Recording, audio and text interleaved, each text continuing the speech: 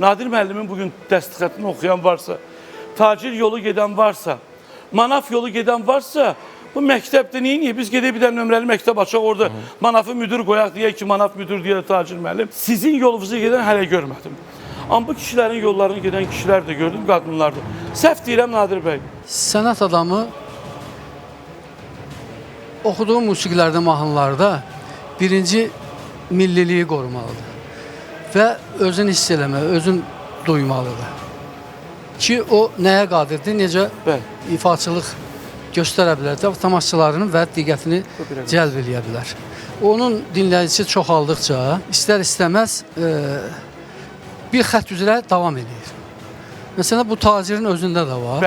Sonradan manaf doğrudan da bir möhtəşəm bir başlanğıc başladı.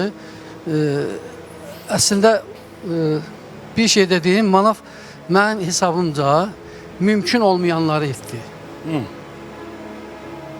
Çünki biz bir yerdə başlasaq da sənətə, məsəl üçün. Amma bir ara o sanki sənətdən soymuş kimi idi. İstəyirdi tərk eləsin musiqini, başqa işlərlə məşğul olsun. Siz deyil oldunuz, bir ara incidiniz. Amma mən onu deyirdim ki, sənin ifaçılığın var, sənin canında bu var. Oxuyan hər bir müğənni özünə güvənməlidir və bilməlidir ki, artıq onun dinləyicisi var və ona qulaq asmayanlar var, onun kimi ifa etmək istəyənlər varsa, o da bu yolda belə duruş gətirməlidir.